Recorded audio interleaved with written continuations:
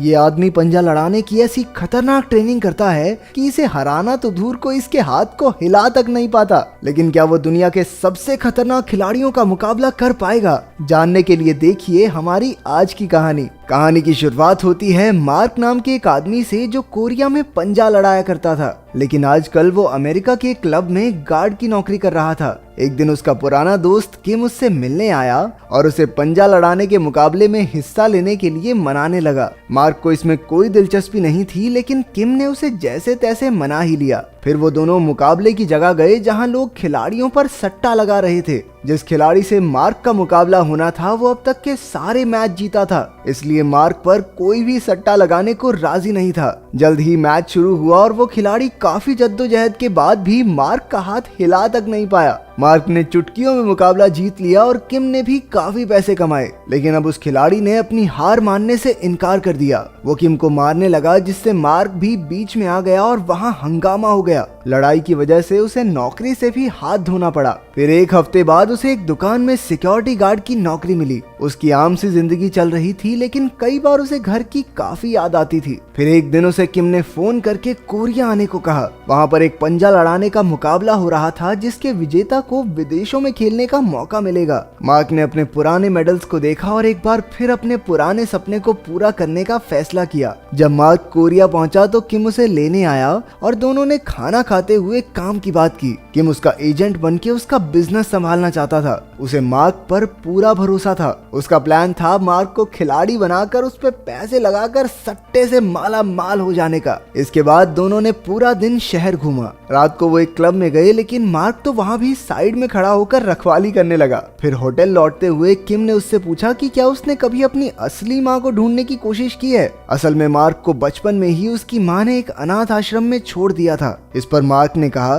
देख, जो लोग मुझे छोड़ गए मुझे उनसे मिलने में कोई इंटरेस्ट नहीं है। इसके बाद किम ने उसे होटल में छोड़ दिया। वहाँ मार्क ने जिंदगी में पहली बार एक उछलता हुआ बेड देखा। उस कमरे में किम की तरफ से एक तोहफा भी था। डब्बे में एक फोन निकला जिसमें उसकी असली माँ का पता था। उधर किम यो नाम के एक बेहद अमीर गुंडे से मिला और मार्क पर पैसे लगाने को कहा। पहले तो उसे बिना इजाजत के यो से बात करने के लिए उल्टा लटका दिया गया, लेकिन जब यो ने मार्क की वीडियो देखी तो वो उस पर पैसे लगाने को राजी हो गया। हालांकि उसकी एक शर्त थी कि मार्क को उसके ऑर्डर के मुताबिक हारना या जीतना होगा। अगली सुबह मार्क फोन के नक्शे के मुताबिक उस पते पर पहुंच गया। दरवाजा खटखटाने से पहले उसे दो बच्चे मिले जो उसका भारी भरकम शरीर देखकर उसे राक्षस समझ बैठे। बच्चे उससे डर ना जाएं, इसलिए वो बिना कुछ कहे वहां से चला गया। उन बच्चों ने फिर अपनी माँ सुमी को इस अजीब आदमी के बारे में बताया। उन्होंने खिड़की से देखा कि मार्क वापस जा रहा था। सुमी कपड़े की एक दुकान चलाती थी जो काफी घाटे में चल रही थी। उसे गैंगस्टर यो के भी काफी पैसे लौटाने थे,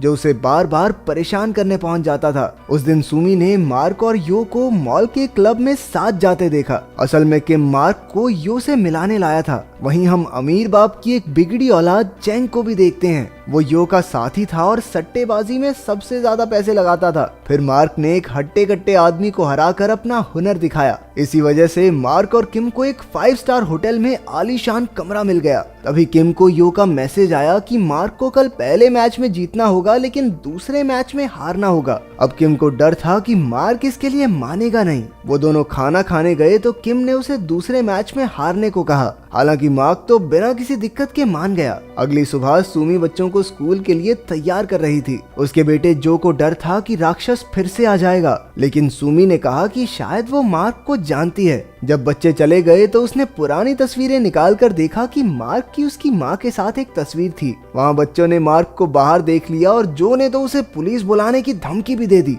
मैं पुलिस बुला लूंगा, फिर वो आपकी हड्डी पसली तोड़ेगी, देख लेना आप। फिर हम देखते हैं कि यो ने कोरिया के सबसे तगड़े पंजा खिलाड़ी कॉम्बो को बुलाया था ताकि मार्क की काबिलियत परखी जा सके। लोगों की खचाखच भीड़ थी और मार्क ने आसानी से 7 फुट के हाथी जैसे आदमी को पहले मैच में हरा दिया। इससे कॉम्बो भी काफी प्रभावित हुआ। सुमी भी वहाँ मार्क को देखने आई थी। ब्रेक के वक्त यो उस पर जबरदस्ती करने लगा क्योंकि सुमी ने उसके पैसे नहीं लौटाए थे। मार्क ने भी ये सब देखा और जब दूसरा मैच शुरू हुआ तो वो जानबूझकर जीत गया ताकि यो को नीचा दिखा सके। जब यो अपनी धौंस जमाने लगा तो मार्क ने उसे धक्का दे दिया। किम बेचारा मार्क और यो दोनों को शांत करने में लग गया। उसे पता चला कि ये सब सुमी की वजह से हुआ तो वो अगले दिन सुमी से मिलने गया। तभी यो भी वहां आ पहुंचा और किम की धुलाई कर दी। अचानक मार्क बीच में आ गया और यो के मुस्टंडों से अकेला भिड़ गया। कुछ देर बाद पुलिस आई और मार्क और किम को गिरफ्तार करके ले गई। मार्क को छुड़ाने के लिए उसकी आईडी की जरूरत थी, लेकिन उसका बैग और पासपोर्ट तो पिछले मैच में ही खो गया था। इसके बाद उसने पुलिस वालों से पंजा लड़ाकर साबित किया कि वो सच में एक खिलाड़ी है, लेकिन उन्होंने फिर भी उसे जाने नहीं दिया। तभी सुमी वहां आ पहुंची। न जाने कैसे उसे मार्क का पासपोर्ट मिल गया था। तब पता चला कि सुमी मार्क की सौतेली बहन है और उसकी माँ दरअसल 1 साल पहले गुजर गई थी। ये सुनकर मार्क का दिल टूट गया। बच्चों ने भी उसे घर आकर रहने को कहा। मामू मामू हमारे साथ घर चलो ना मामू। सुमी की बेटी जून ही उससे खेलती थी और बेटा जून हुआंग उससे काफी बातें करता। वहीं घर के बाहर कुछ आवारा लड़के सिगरेट पी रहे थे। सुमी के मना करने के बाद भी वो नहीं गए, लेकिन जैसे ही मार्क उनके सामने आया तो सब दुम दबाकर भाग गए। अगले दिन यो के आदमी सुमी से पैसे वसूलने आए। उसी वक्त मार्क घर से जा रहा था ताकि वो सुमी पर बोझ न बने। उसने गुंडों को भी भगा दिया, लेकिन फिर उसने वहीं रुकने का फैसला किया। अगले कुछ दिन तक पूरे परिवार ने मिलकर बढ़िया खाना खाया, घूमे फिरे और मजे किए। सुमी के लिए काम के साथ बच्चे संभालना काफी मुश्किल था। उसका पूरा घर कपड़ों से भरा हुआ था। एक दिन उसने घर आकर देखा कि सब कुछ एकदम साफ हो चुका है। ऊपर से मार्क बच्चों की देखभाल भी बहुत अच्छे से करता था। दूसरी ओर किम गरीबी के दिन काट रहा था।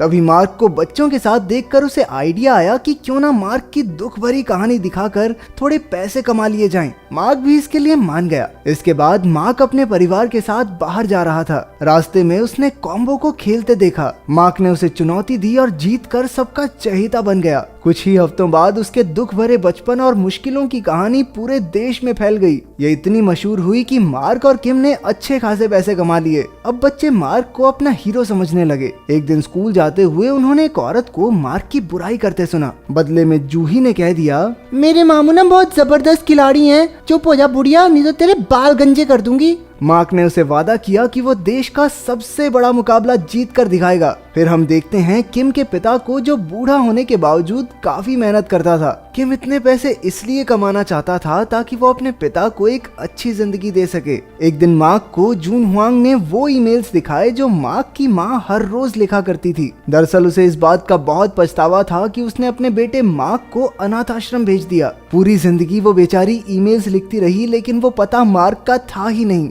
उसने लिखा था कि जब मार्क उनके साथ था तो जिंदगी बेहद मुश्किल थी। उनके पास मार्क को खिलाने तक के पैसे नहीं थे और वो चाहती थी कि उसका बेटा एक अच्छी जिंदगी जिए, इसलिए उसने दिल पर पत्थर रखकर उसे अनाथ आश्रम भेज दिया। मरने से पहले भी उसकी आखिरी इच्छा यही थी कि मार्क से मिलकर उससे माफी मांग सके। मार्क को ये भी पता चला कि सुमी उसकी सौतेली बहन नहीं है। जब सुमी के माँ बाप मर गए तो मार्क की माँ ने उसे संभाला। ये खबर सुनकर मार्क दंग रह गया और उसे सुमी पर गुस्सा भी आया। कुछ दिन बाद वो सब उसकी माँ की कब्र पर जा रहे थे। रास्ते में मार्क ने सुमी को झूठ बोलने के लिए काफी बुरा भला कहा। उसने अब वापस अमेरिका जाने का फैसला कर लिया था। तभी किम ने उसे रोकने की कोशिश की, क्योंकि मुकाबले 1 हफ्ते में शुरू होने वाले थे। लेकिन मार्क ने उसे भी गुस्से में कह दिया, अरे ओ तू तो चुप हो जा, मेरे टैलेंट का इस्तेमाल करके बस पैसे कमाना चाहता है तू। उधर कॉम्बो जोरों शोरों से मुकाबले की तैयारी में लगा था। गैंगस्टर यो ने भी केन नाम के एक मुस्टंडे को तैयार किया था। केन ने आज तक जितने भी लोगों से पंजा लड़ाया सबकी बेरहमी से हड्डियां तोड़ डाली।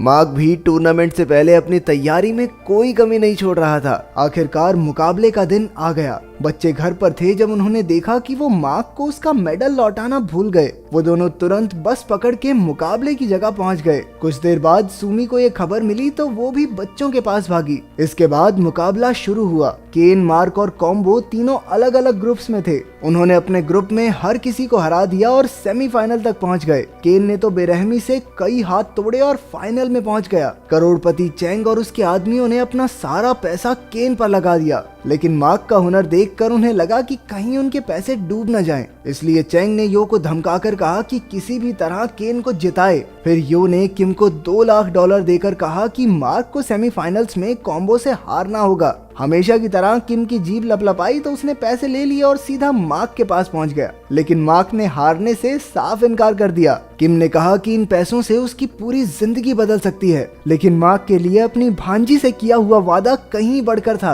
आखिरकार उसने कॉम्बो से टक्कर का मुकाबला किया और जीत गया। वहीं ब्रेक के समय यो ने किम को पकड़कर उसकी हड्डियों को थोड़ा ब्रेक किया, लेकिन उन गुंडों को मार्क ने एक एक करके धूल चटा दी। अब किम ने भी पैसों का लालच छोड़ दिया और उसने मार्क को जी जान लगाकर जीतने का हौसला दिया। ना ना और ले ले पैसे।